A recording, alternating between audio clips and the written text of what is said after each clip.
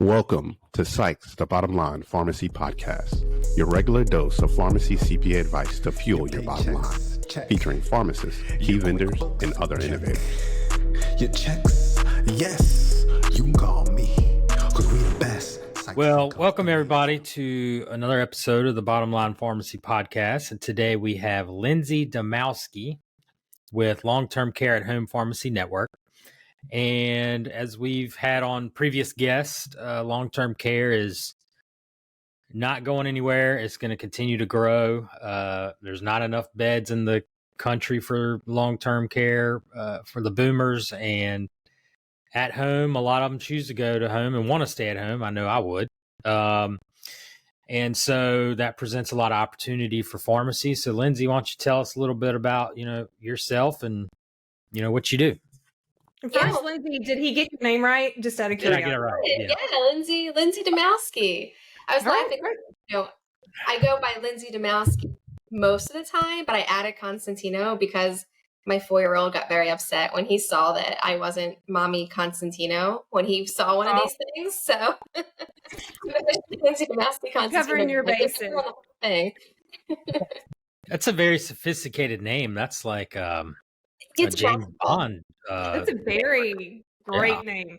I'm a little jealous. Mine's so basic that it's like, I wish mine was basic. Like I wish it was like a Smith or something easy, but So, I grew up in pharmacy. I like many people in the community pharmacy and even long-term care pharmacy world. I worked the pharmacy counter and the cash register for my allowance, and I really got a unique perspective on the pharmacy business because my parents always kept us extremely involved. Like if we wanted to go to wholesaler meetings or if we wanted to learn about how or why my parents picked the healthcare plans they did, like they always wanted us to be as involved as possible. So, my younger brother and I, we got a really neat experience into not only pharmacy, but into business. So, ended up, seeing this packaging machine when I was in college, and I thought this is really cool, but it would probably be better in the community than it would be at this facility because all these patients are leaving and they're coming back in here because they're not taking their medicine right. So we can get this type of packaging to them in the home instead of once they're here in the facility. Why don't we try to do that? So we ended up putting a packaging machine in the back of one of our community pharmacies, and we just went to the providers that we had really good relationships with, and we said, hey, we have this idea. We have something that we think is going to be able to increase adherence for your patient population. And that was our first goal. Like, let's increase medication adherence. And then as we started to work more closely with the providers, we started to get kind of more integrated into the health systems and the social workers and case management who were related to the payers and the plans that were in the area. And we realized that pharmacy could make a significant difference in the measured outcomes for what these plans and these providers and these value-based health systems were really starting to focus on. So we started developing, more relationships that focused on doing outcome type work. And what we realized at the time, what we didn't realize at the time, and we realize now, is that we were really doing long-term care at home. We called it medication management pharmacy. We called it adherence pharmacy. We kind of called it value-based pharmacy for a little bit, but it really was long-term care at home pharmacy. We were taking these extremely chronically ill individuals and, supporting them with services that were above and beyond your traditional community pharmacy. So we decided to jump in 2 feet. We did a lot of different beta testing and worked with different plans and payers to figure out what made the most sense in regards to reimbursement, what was needed, what kind, what were the different types of expenses in this and how did pharmacies need to be reimbursed for this? And we are a full long-term care at home. So we're a long-term care pharmacy, but we support only community patients. And it's a really interesting pharmacy model. And I personally believe it's the future of pharmacy, which is why we started the Long-Term Care at Home Pharmacy Network, because we know that pharmacies are trying to find ways to differentiate themselves. They're trying to find where the population is, where they can increase their reimbursements. And I truly feel like long-term care at home is the answer. That's awesome. So tell me about the reimbursement side. Obviously, you kind of did a trial and error with that. How can we get reimbursed? How can we maximize that? What was that like? And what are you seeing in terms of reimbursements? It was painful at first, right? I mean, I'm from the community pharmacy world, so I spent a lot of time just kind of chugging along, hoping that retail reimbursements would change. And then we realized that they weren't going to change, and they just year by year they just got worse. And not only the reimbursement, the fees and the DIR fees and all that stuff. So when we heard that combo shop was an option, when it was kind of just becoming, I wouldn't call it mainstream yet, but the whispers of this combo shop type of pharmacy were happening in the industry. We're like, we think that we're a combo shop. We think this is how we should be getting paid. So it's really interesting because when you take this population and you have this chronically ill and these aging in place individuals who are living in their home and they're qualified properly as long-term care patients, you as a pharmacy are providing that level of support, you're able to get paid at higher reimbursements for certain payers. It's not perfect in the industry. So you have some payers are recognizing it, some aren't. Some are recognizing it with, skilled nursing rates in long-term care, which your long-term care pharmacies will consider that true long-term care reimbursement. Other payers are reimbursing at more of assisted rates. You have some payers who aren't recognizing it at a higher rate at all, but are still allowing it to be seen as a long-term care level of service. So that it's very murky right now. There's a lot of different payers who are doing different things with it. But the most important thing is that every payer is recognizing it in some fashion. They know that it's here. They know that it's happening. They know that they have to figure out how to support this population because you said it, there are no beds. There's nowhere for these patients to go. They're staying home and they want to stay home. So there has to be solutions. And reimbursements aren't perfect yet, but they are higher. And I mean, it makes a significant difference in the bottom line for the pharmacies. It really, really does. So you're seeing reimbursements continue to, well, you've seen the payers recognize it, and hopefully over time they continue to reflect that in the reimbursement and so forth. Is that what you're seeing and hope to see as this evolves? Yep. So there are several payers who are reimbursing, so I always say at long-term care, and I know it's like the wrong terminology because long-term care pharmacies only see skilled nursing as long-term care rates. But from the community pharmacy world, you look at these assisted rates, you're like, oh my gosh, this is amazing. There are a couple of payers who are paying the skilled rates. There are a couple of payers who are paying more of an assisted rate. And then there are a couple of payers who aren't paying any higher rates. So it is mixed. But what's really interesting is that even at, my pharmacy, we have, a few thousand patients who are supporting all long-term care at home in the community. And we have all of these mix of payers, and the differences that we're seeing is, we can see a 28% gross margin, some months a 30% gross margin, depending on how we're, ordering inventory and how that month looks. And that's unheard of in the community world in pharmacy. And it's pretty amazing when you kind of can take your pharmacy, you can create a proactive workflow so that it's not this chaotic environment with a bunch of phone calls and craziness going on at the counter. And you can kind of, put your white coat on and take care of these patients in a better way. And you can support the providers and the home care agencies in a better way. And you can get paid for that. It's pretty incredible.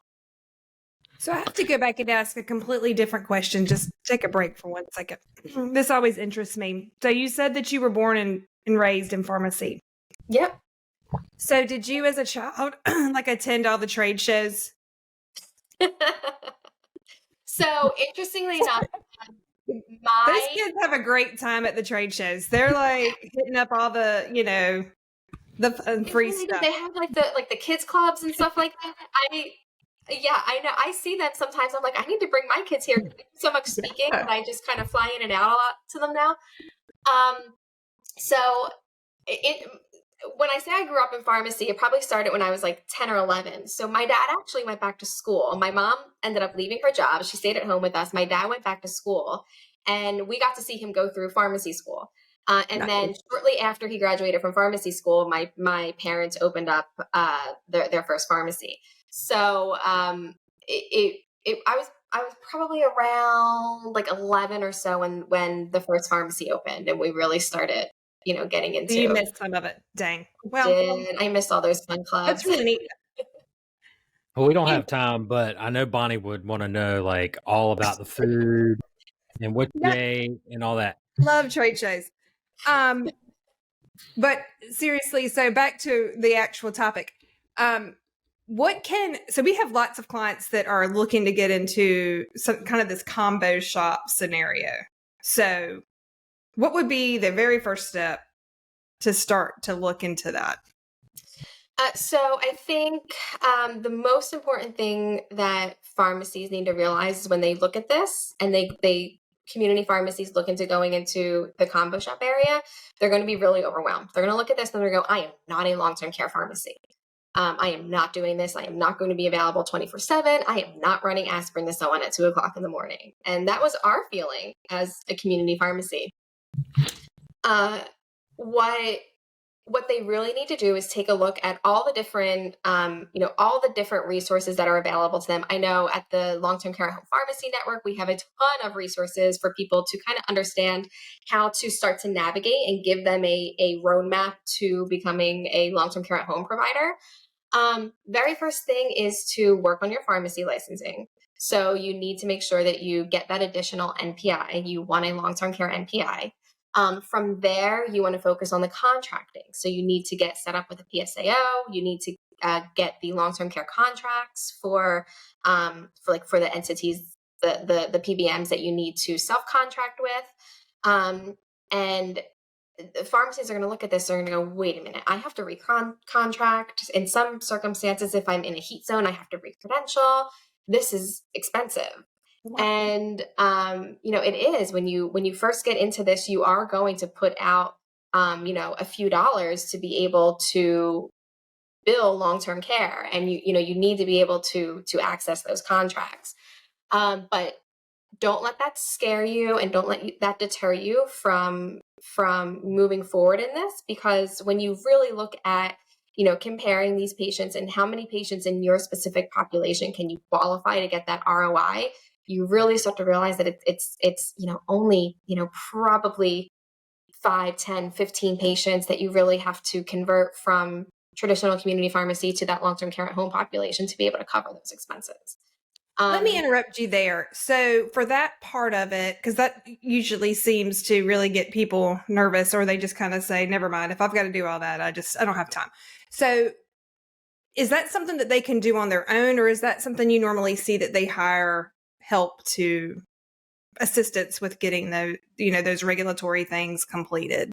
So there's both. There's a lot of pharmacies who will do it on their own. It's time consuming. I think one of the credentialing contracts, I think you have to do it all within a 90-minute time span. So you can't even get up off of your desk. It makes you start the whole thing over if you do it out of the time frame. So that kind of stuff is frustrating. And quite honestly, it's so unnecessary. I don't know why they make it so difficult. So it can be time consuming. I think that, when pharmacists start to look at this and they go, I'm overwhelmed, I don't want to spend the time, there are processes in place where they're able to have this done for them by professionals who can take all the information and get it set up for them. We actually have a solution at the Long-Term Care at Home Pharmacy Network. It's called Simplify Enrollment, and essentially the pharmacies can pay for the service. They pay for the contract credentialing fees and all that stuff. And then one of our team members actually does the process for them. Nice. So what about your pharmacy owner out there, and you're interested, but how do you know whether it makes sense? How do you gauge, do you check how many patients you have that may qualify? How do you know whether it makes sense to even go into combo? shop. Well, I mean, you guys are making it really easy for me to like plug all these great resources that we have. Right ahead. This wasn't even planned. And I promise we did not talk before and plan any of this. Right, Scotty? All of our podcasts are off the cuff. So we wing all these things. Yeah. Setting me up. So, I think a few different things. So one, a pharmacy really needs to look at their population and go, am I providing compliance packaging? Am I providing delivery services? Am I supporting patients who are chronically ill, who are aging in place? Am I doing more consultations? Am I doing more clinical work? If your pharmacy is falling into that realm, then you are probably supporting long-term care at home patients. So you have opportunities to be able to bill them differently. That's very high level. If you really want to get an idea of what your patient population is and your payer mix and what payers do you have who are paying at what rates and what are the opportunities for your patient base based on, what their chronic diseases may be and medications and so on. We do have a solution at the Long-Term Care Home Pharmacy Network where we can actually do a patient population assessment and say, okay, here's what it looks, here's, what your revenues are now. Here's what your revenues would be if you could potentially convert 10% of this population, 15%, 40%. You can kind of change the numbers and play around with it. And then this is for the payers who are actually paying now. And then future state, when the payers who aren't paying higher rates for it, this is what it will look like in future state. So we do have the availability to work with pharmacies to collect that data and give them deeper insights into, exactly what their specific population may be. And then, of course, who is in your neighborhood? I mean, when you're looking at these pharmacies from the retail community aspect and even the long-term care aspect, there's so much opportunity here to be able to support the organizations that are right next door to you. So from a community aspect, are there integrated health systems? Are there home care agencies? Are there case management groups? Those are the organizations who you want to go to and market to and say, hey, I provide a higher level of pharmacy care than what you're going to be used to, and here's how I can help you. For the long-term care pharmacies, it's, hey, I don't have to stop supporting these patients once they leave your facility. I can help make sure that these medications are managed once they leave your doors so that they don't end up back in here. And so you have to kind of look at not only your current population base, but also who is in your market and what patients may be available to you to help support the healthcare system with. Yeah, that makes sense. I mean, you've got to look at not only what you have, your potential. I mean, because there could be lots of patients that you could be helping and touching if you had this available for them. Yep. So, And, I mean, as a business owner, you get excited when you start realizing that I can actually be paid for the prescriptions I'm giving out. This is really cool. Let me try to go get more business instead of, sitting behind here and being upset at every reimbursement that comes back. And the patients, you got to think they love it because they're being serviced, they're being taken care of. Yep. They're at their home. So, and you know who even loves it more? The patient's kids. Because you have parents who are chronically ill, who are sick and getting sicker and sicker, and emotionally the children are dealing with the fact that their parents or their grandparents are getting sick and they don't want to see that. And then all of a sudden they have the responsibility of healthcare appointments and getting to doctor's offices and trying to figure out what is going on with mom and dad's medicine is just so overwhelming. That's a really good point. We it might have been on another podcast or maybe it was an article or something I read, but it was really talking about that the target audience for any of this stuff with long-term care is not the patient, because they, they're at home, they're not leaving, they're homebound. They don't really care probably how the medication gets to them. They just need it. So it's really about, like you said, the a lot of times the children, the caregivers, it's those people that, this is really, that makes it easier for them. So it's really about targeting, you can't forget to target those people for sure. Yep. Well, we had on Debbie Masarlo. I may have got that. I may have missed out. Happier at Home, Bonnie. Happier at Home. Yeah. And Yeah. and she was talking about that and how you know, there's that opportunity to Yeah. provide that service in addition to, you know, the medical long-term care at home. Yeah, But she has a really, really cool concept where these pharmacies can start getting involved in home care, and being able to provide home care into their communities. There's also some really neat things going on in kind of like the at-home ecosystem at CPSN. So at the network, we actually have a special purpose network with CPSN, specifically for long-term care at home. And there are other things too, like you have like a Big Tree Medical where pharmacies can actually get, I believe it's physician assistants, Yep. that kind of have office space in their pharmacy. And then you also have like physiatry where you can send physiatrists out into the home. So the industry knows that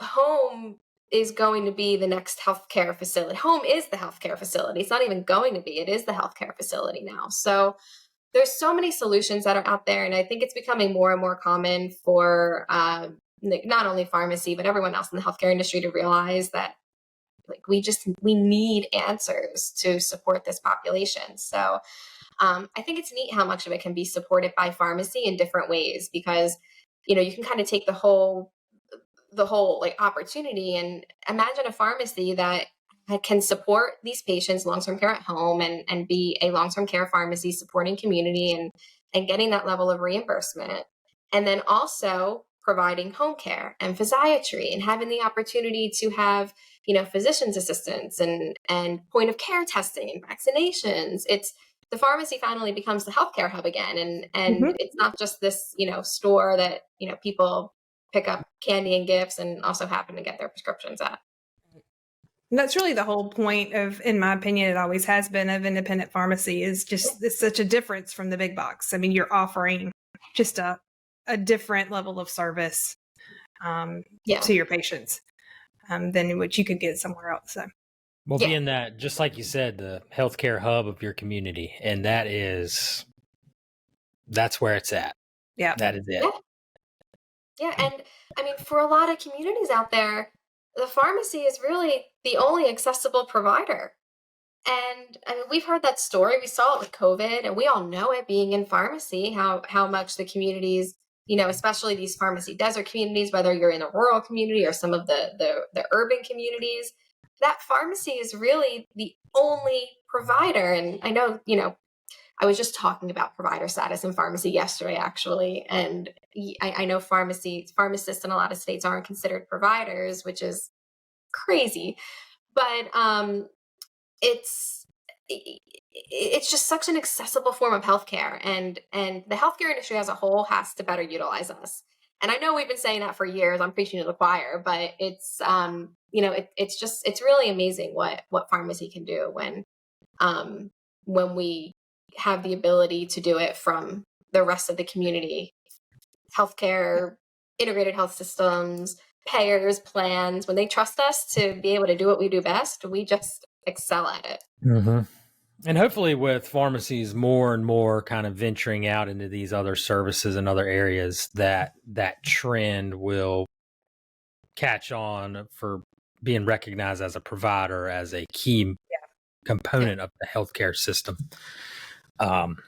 So, Lindsay, just out of curiosity, I always work with a lot of startups. Is this something that you've seen people do like right out of the gate, or is it something you kind of wait and sit back a little bit and see kind of what that community looks like and what your makeup is first? Or we're seeing both. So we're seeing community pharmacies and long-term care pharmacies that have been around for a while, who know that there's now this population that needs to be supported, who are looking to get into long-term care at home. We are also seeing just, pharmacies, or I should say individuals who have been in pharmacy historically, who got out of pharmacy and said, I want nothing to do with this anymore, and now see the opportunity with long-term care at home and are actually starting up long-term care at home pharmacies. And I think that's pretty empowering, because when you have, a owner who may have sold their pharmacy because they were so frustrated with the industry, And then they're looking at this and they go, wait a minute, there's a different way that we can do this. And, you know, I can be paid fairly, be paid properly for the level of support I'm providing. And then also, you know, provide better care for my patients in the community. I think that it's pretty empowering for pharmacies and pharmacists and pharmacy owners to be able to look out for. Yeah, that speaks volumes that there are people that are doing that. Yep, it's pretty cool. Mm-hmm. Sure does. Yeah, I know I'd do it. One day, Scotty. One day. Me and Bonnie's dream is to own a pharmacy one day. Well, We've got a spot and everything picked out. It's just you talk to so many different people, you have to take all of everybody's ideas and just make it like this big giant, just fantastic community pharmacy. Yeah, well, I said we could test out all sorts of things and then it would, you know, be awesome. We've got a spot picked out, but we need a pharmacist. We don't have a pharmacist. Oh man. I've been considered going back to pharmacy school. I feel like you can find a lot of work. There are so many pharmacists out there. You can find a pharmacist. Yeah. No, this is great. What else, Lindsay, have we left out that's important to bring up? Oh, goodness. Well, I mean, we were talking earlier about, you know, pharmacies potentially being scared or overwhelmed to kind of jump into this long-term care world. And I was laughing about like the aspirin at 2:00 in the morning. I think it's important for pharmacies to also realize that if you are going to get into this model of pharmacy, you know, you do need to meet the CMS minimum standards for long-term care, which includes things like IV compounding and 24/7 access, backup pharmacy. But it is a little different in the community world. So even though you are in long-term care pharmacy, because you're working so closely with different providers and caregivers, you're still kind of seen as a community pharmacy.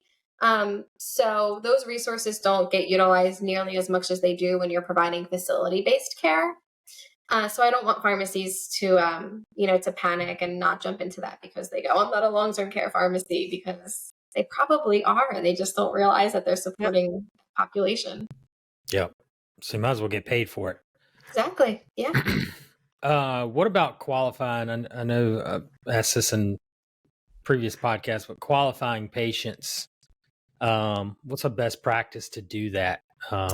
So your typical long-term care at home patient is going to be qualified through a waiver program. So they either are receiving long-term care services in the community through some type of waiver or Medicare program that would kind of auto-qualify them. I don't like to say auto-qualify, but, you know, essentially it kind of, you know, guarantees that they're a long-term care at home patient. And then additionally, you can qualify patients based on what we're saying are like their health detriments. So a patient who is, goodness gracious, this is like all I talk about every day, and I always feel like I'm going to forget something when I start getting down into the nitty-gritty of this. So it's a patient who is 2 or more ADLs, so activities of daily living or instrumental activities of daily living. Those are usually qualifiers of what would qualify someone for skilled or assisted living care. So it's important to make sure that that person has an ADL or 2 ADLs or IADLs.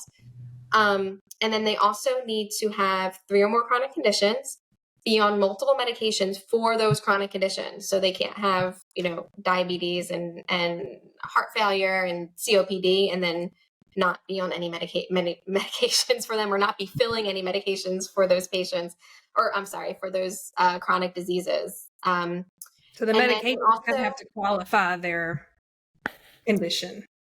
Yep. Gotcha. And then they also need to be homebound to the extent where they cannot leave the home independently. So they may be able to leave the home to go to doctor's offices or doctor's appointments or dialysis or something like that, but they typically are going to need a caregiver or a transport company or something like that to be able to take them to a facility. They shouldn't be able to get in a car and drive themselves somewhere. And who qualifies all that? Like, who goes through and says, check the box for all these things, they qualify. So Like, who different makes that call? pharmacies, well, first and foremost, the pharmacy need to remember that you have to keep the documentation on file. So when you're qualifying a patient, you want to make sure that you're documenting that this patient is a long-term care at home patient, and they that attestation is done at the pharmacy level. So what we typically see is either the pharmacy is utilizing an outside source like a home care agency or even a provider's office to qualify the patients.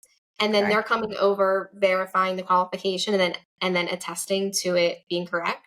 Or the attestation is done on the pharmacy level. And the pharmacist will actually go through, and when there's a patient who they think is a long-term care at home patient, or maybe they're working with an organization and the organization is sending them a patient file and asking them about it, the pharmacy will go through, and we typically see that it's either pharmacist or specifically trained support staff will go through and qualify the patient. Are you in a waiver program? Do you have 3 or more chronic conditions? Do you have ADLs? Are you homebound? Are you on multiple medications?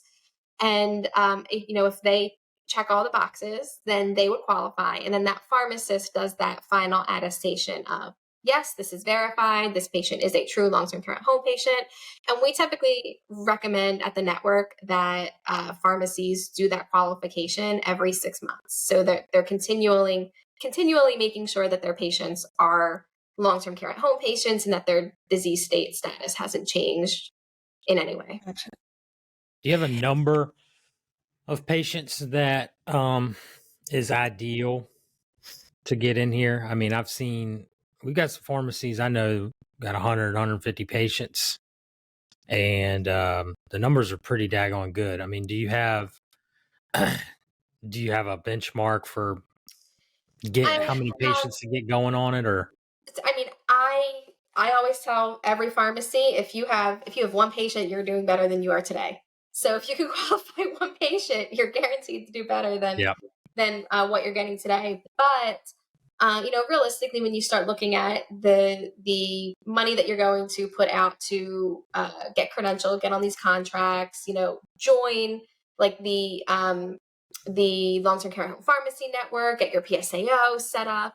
I think that probably somewhere, depending on the payers that you have in your ecosystem, between like 30 and 50 patients would be the benchmark of, okay, this is, covering everything and I'm still making profit. If, and I would even say that you could probably include like an additional technician that would just, be focused on that type of patient. I was going to ask you, do you normally see where the pharmacy dedicates a staff member to just working on this particular thing? I think that you can. I think once you get to once you start moving into like a 50 to 100 patients, I think it's probably necessary, because you do need someone who's taking ownership of this in the pharmacy and making sure that everything that needs to get done for these patients doing a good job.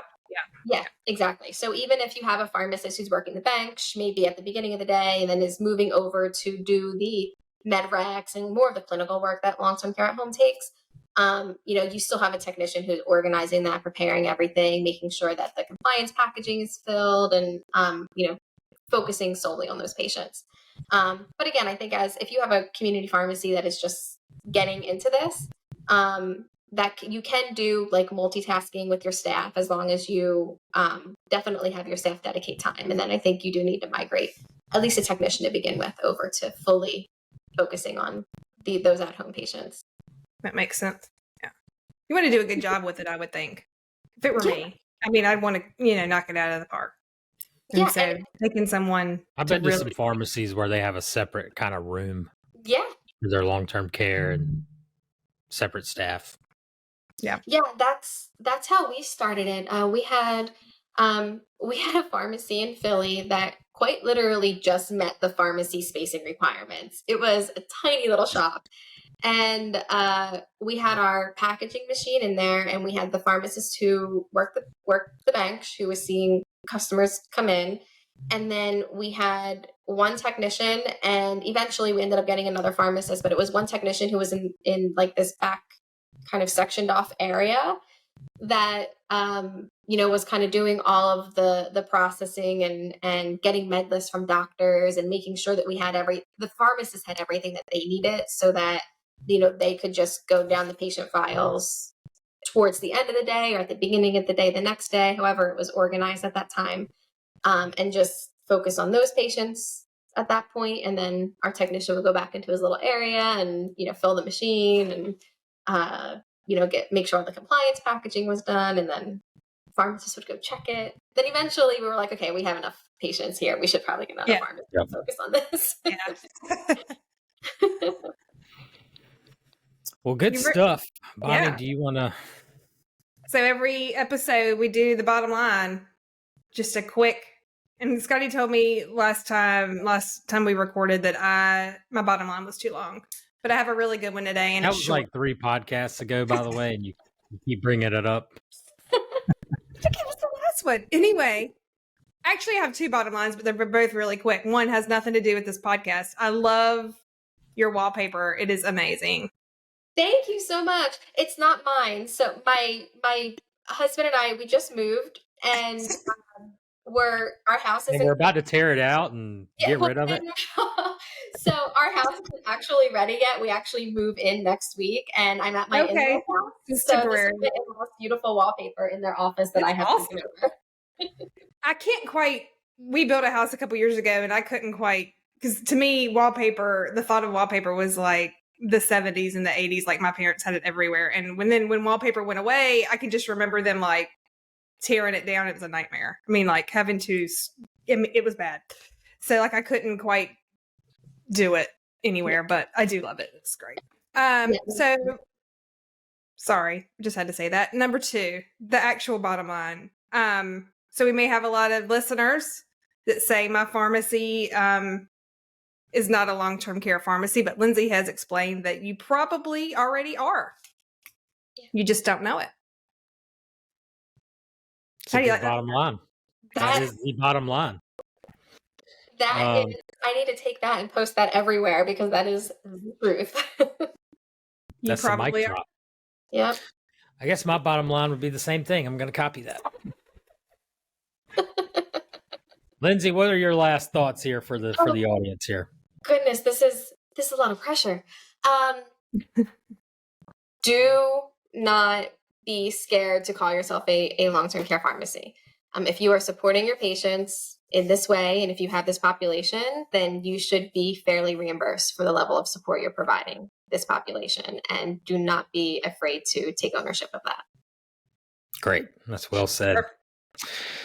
Well, Lindsay, you've been great information. Good information. Fantastic conversation here today. So thank you so much for jumping on with us, and maybe we'll see you out on a trade show here in the near future, and you and Bonnie can go get some food and eat, because I know Bonnie loves to eat at trade shows. Yeah, we can sneak into the kids club. Does that get Go to the kids club? Listen, we were at one of the trade shows. I think it was this summer. I can't even remember where it was. They were having a party across the hall from the trade show, and it was all the kids. We thought it was another trade show group or whatever. And went over there. It was the kids club, and it was literally like a nightclub in there. They were having a good time. Yeah, and all the people had a good time there. Yeah. Well, I can't thank you enough. This was a lot of fun, and yeah, there's a big conference circuit this year. So if you see this, flag me down, and we will definitely hang out. All right. Awesome. Thanks everybody for listening. Yes.